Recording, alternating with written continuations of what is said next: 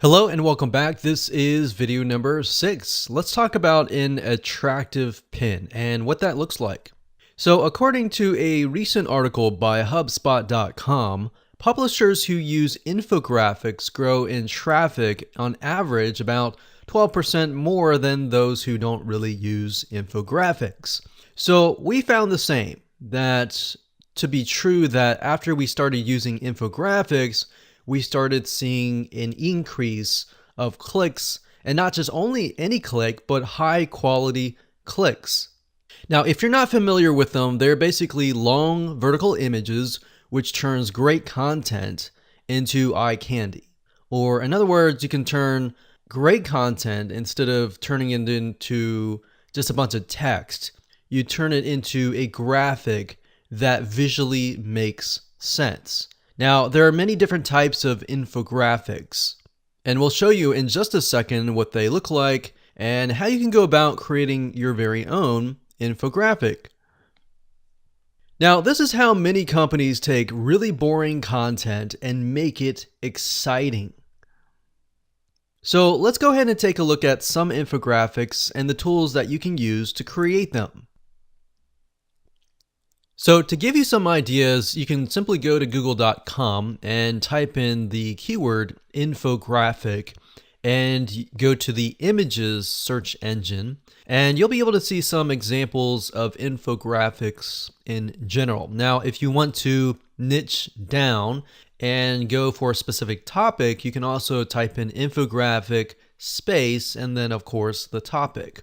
And then you might be able to see some ideas on infographics that you could potentially create.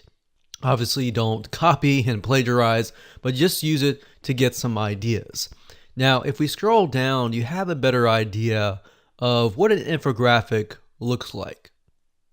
So as you can see here, there are more pictures and more graphics, more statistics, more great looking visual content compared to that of just text.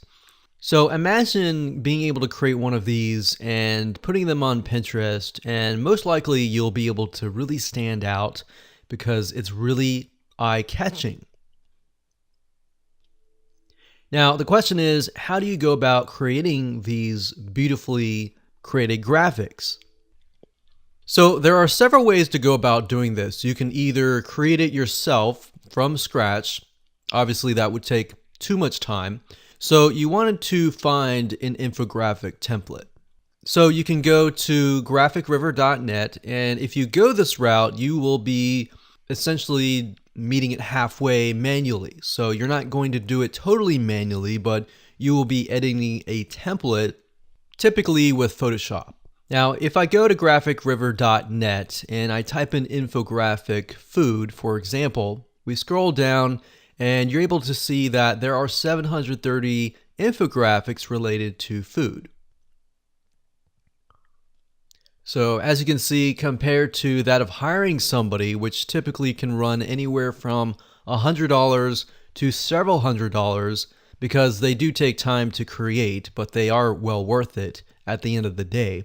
It's only about $8 each infographic, so they can run around $8 or sometimes $5 to $10. Now, if you want the easiest route, the easiest is to simply utilize a tool, and we've used many tools and really come down to one tool in particular, which is called Piktochart.com. That's Piktochart.com. Now, when you go to the site, you're able to create infographics very, very easily if you click on the infographic here. Initially, there are many free templates, but if you do an upgrade, you'll get access to a lot of other fancy templates. Now, editing templates is simply by pointing your mouse at something and clicking it, and then of course editing it via either the text or the image. So this definitely makes it easier compared to downloading it off of graphicriver.net, editing it with Photoshop, and then exporting it. And all of these are pre-made, so you have access to typically hundreds. And as you can see here, if you upgrade, it's about 600 templates and new templates every single week. So we've used Piktochart for many years. We have downgraded because we're not really creating as many infographics, but it's great when you're just getting started.